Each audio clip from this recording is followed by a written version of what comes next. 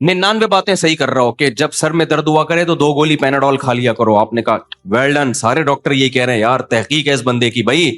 بھائی اگر زکام ہوا کرے تو جو شاندہ پی لیا کرو. واہ واہ واہ یار زبردست ریسرچ ہے. اور پھر حوالے بھی دے رہا ہو, یہ تو فلاں کتاب میں لکھا ہے, فلاں کتاب میں. ایک دن آگے لمبی پھینک دی کہ جب آپ کو زکام ہوا کرے نا, گلا خراب ہوا کرے, تو املی کا اچار سرکہ ڈال کے کھایا کرو.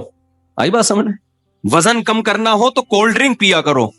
وزن کم کرنا ہو, شوگر فری نہیں, یہ والی جو عام کولڈ ڈرنک ہے, یہ دے دنادن آلو کے چپس کھایا کرو اور کولڈ ڈرنک پیا کرو. اور جتنا زیادہ وزنی ہوگے اتنے پاورفل ہوگے.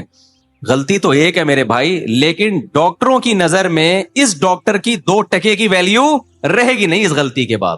کہیں گے پھینکو ایک نمبر کا. بھائی اس کو تو کچھ بھی نہیں پتا یار. عوام تو کہہ رہی ہوگی تحقیق لایا ہے. بھائی کیا لایا ہے؟ اب تک ڈاکٹر منجن بیچ رہے تھے, کولڈ ڈرنک والوں سے دشمنی تھی, اصل میں اپنا منجن بیچنا تھا. ویٹ کم کرنا ہے اور کیٹو ڈائٹ اور فلانی ڈائٹ اور یہ ڈائٹ اور لو کارب. اصل میں ڈاکٹروں کا منجن اس نے دکان بند کر دی نا. ہم خام خام کھانے سے اتنی لذتوں سے ہمیں پراٹھے کھا رہے تھے مفتی صاحب کے بیان سن کے, وہ ساری چیزوں سے ڈاکٹروں نے محروم کر دیا. یہ بندہ ہے حق پرست. تو عوام تو کہے گی, لیکن ڈاکٹروں کی نظر میں اس ڈاکٹر کی ویلیو 2 ٹکے کی بھی نہیں رہے گی. جو 99 صحیح باتیں ہیں نا, ڈاکٹر کہیں گے یہ بھی لگتا ہے اس کی نہیں ہے, یہ ہماری کتابیں چوری کر کر کے مارکیٹ میں لایا ہے, یہ اپنی نہیں ہے کوئی تحقیق. کیونکہ تحقیق ہوتی تو اتنی بڑا بلنڈر تو نہ مارتا یار. لوگوں کو موٹا کر رہا ہے کہ لمبائی چوڑائی برابر ہو جائے, آپ کی گردن کا پتہ ہی نہیں چلے گئی کہاں. زیادہ بڑھتا ہے نا ویٹ تو پتہ ہی نہیں چل رہا ہوتا گردن ہے بھی کہ یا کیا رکھا ہوا ہے. یہ بہت زیادہ جب بڑھ جاتا ہے اور وہ کہہ رہے کہ اور کھاؤ. اور ان ڈاکٹروں کی باتوں میں بھائی غلطی تو ایک ہے, لیکن یہ ایک غلطی آپ کی ساری تحقیق پر اعتماد, یہ وہ غلطی نہیں جو ابو حنیفہ یا امام شافعی سے ہوا کرتی ہے, جو اجتہادی غلطی. یہ تو بھائی اس کا مطلب آپ کو پتہ ہی نہیں ہے. تو کچھ مسائل اجماعی ہیں, قرآن و سنت نے 2 اور 2 4 کی طرح بیان کر دیا ہے. توحید کا مسئلہ قرآن میں مبہم نہیں ہے, 2 اور 2 بولو 4 کی طرح ہے. عالم الغیب صرف اللہ کی ذات ہے, اللہ کے علاوہ نہ عطائی علم کسی کے پاس کلی, نہ ذاتی علم. یہ جو لوگ تعویل کرتے ہیں بھائی اللہ کے پاس, اللہ عالم الغیب ہے, سب کچھ پتا ہے اپنی, لیکن اپنی عطا سے اس نے نبی کو بھی سارا علم غیب دے دیا ہے. جو یہ باتیں کرتے ہیں قرآن کا ترجمہ ہی پڑھ لو بھائی. لو کنت اعلم الغیب لاستکثرت من الخیر. نبی کہتے ہیں, اللہ کہتے ہیں نبی سے کہ آپ کہہ دو کہ اگر میرے پاس غیب کا علم ہوتا, ما مسنی السوء, مجھے کبھی نقصان نہ ہوتا, کبھی بھی نقصان نہ ہوتا. تو چاہے وہ عطائی غیب ہو یا ذاتی ہو, اس سے کوئی فرق پڑا ہے؟ لوگ کہتے ہیں بھائی, ہم جب کہتے ہیں نا نبی کے پاس بھی ما کانا یا وما یکون ہر چیز کا علم ہے اور اللہ کے پاس بھی ہے, تو اللہ اور نبی کے علم میں فرق کیا ہو گیا؟ کہتے ہیں اللہ کے پاس تو خود سے ہے اور نبی کے پاس اللہ کے عطا کرنے سے ہے. بھائی جب عطا کرنے سے آ گیا تو اب نقصان تو نہیں ہونا چاہیے نا کوئی. لیکن نبی کہتے ہیں مجھے نقصان ہوتے ہیں اس کی پتہ ہے کہ بھائی میرے پاس اگر علم غیب ہوتا تو مجھے کل کا پتہ ہوتا تو میں نقصان ہونا ہی نہ دیتا.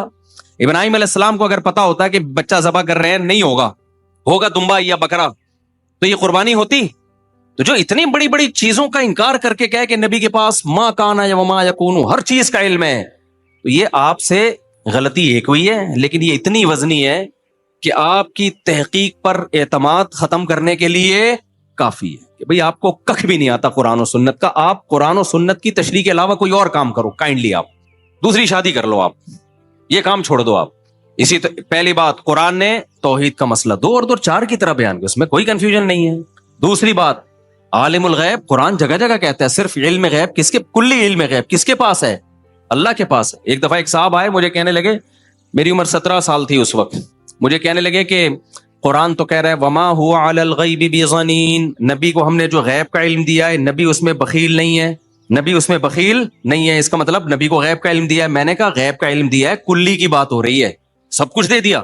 کہنے اس میں کہاں لکھا ہے کہ آدھا دیا ہے, اس میں تو ہے غیب کا علم کا مطلب پورا علم. میں نے کہا اس کا مطلب, تو پھر میں چھوٹا تھا لیکن 17-18 سال میری عمر تھی, میں نے کہا حضرت اتنی سینس تو آپ میں بھی ہونی چاہیے کہ اگر اس آیت کا یہ مطلب ہے کہ نبی کے پاس غیب کا جو علم ہے اور قرآن کہہ رہے ہیں نبی اس میں بخیل نہیں ہے اور اس سے سارا علم غیب مراد ہے, تو بخیل نہ ہونے کا مطلب پھر سارا علم غیب آپ نے امت کو بھی دیا ہے. پھر نہ دیا ہوتا تو یہ تو بخل معاذ اللہ لازم آئے گا نا.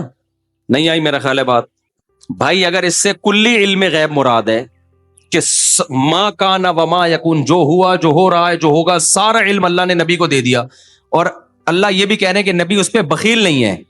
بخیل نہ ہونے کا مطلب اسٹور کر کے نہیں رکھا ہوا ہے, تو مطلب پھر سارا امت کو بھی دیا نا آپ نے, تو اس کا مطلب ساری امت عالم الغیب ہے. پھر تو وہاں پھر یو ٹرن لیتے ہیں کہ ایکچولی یوں ہے, ایکچولی بھائی کیا سیدھا سیدھا, بھائی جتنا علم دیا اس پہ بخیل نہیں ہے, جتنا نہیں دیا وہ نہیں بتایا, جو دیا وہ امت میں شیئر کیا آپ صلی اللہ علیہ وسلم نے. سمجھتے ہو کہ نہیں سمجھتے ہو؟ اب کوئی اسکالر تحقیق لاتا ہے کہ نبی صلی اللہ علیہ وسلم انسان نہیں ہے, بشر نہیں ہے, آپ کو یار 99 باتیں تو ٹھیک کر رہا ہے نا, یہ ایک بات میں اس نے کہہ دیا بشر نہیں ہے, نور ہیں یا کوئی فرشتے ہیں. ارے بھائی جان, یہ ایک بات غلط کر کے اس کی یہ اپنی ویلیو اب اس نے 2% کی نہیں چھوڑی, کیوں قرآن ایک جگہ نہیں جگہ جگہ کہہ رہا ہے انما انا بشر مثلکم, ان سے کہہ دو میں تمہاری طرح کا انسان ہوں. اعمال میں, اللہ سے تعلق میں, نبی میں اور ہم میں زمین آسمان کا فرق ہے.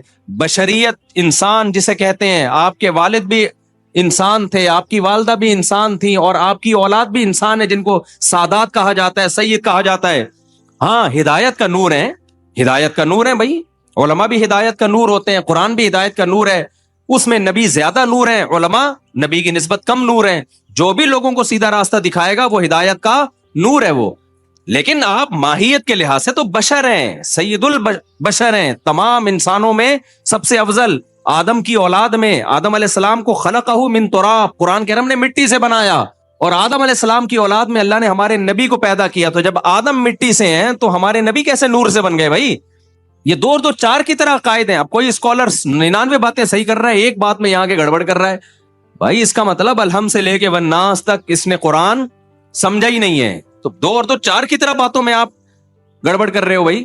اسی طرح ختم نبوت کا عقیدہ 2 اور 2 4 کی طرح ہی ہے. جب قرآن میں یہ ختم نبوت کی آیت نازل ہوئی, پوری امت نے یہی سمجھا لاسٹ میسنجر آف گاڈ محمد صلی اللہ علیہ وسلم. لو کان بعدی نبی لکان عمر, میرے بعد نبی ہوتا عمر ہوتے.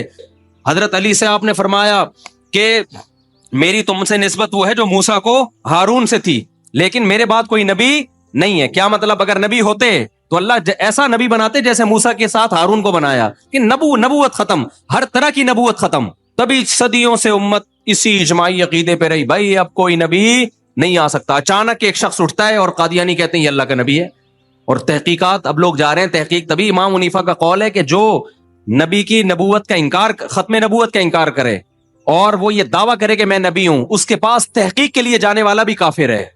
کہ آپ گئے کیوں اس کے پاس تحقیق کے لیے؟ یہ تو 2 اور 2 4 کی طرح اللہ نے اس کو کلیئر کر دیا ہے, اب تحقیق کے لیے کیوں جا رہے ہیں اس کے پاس؟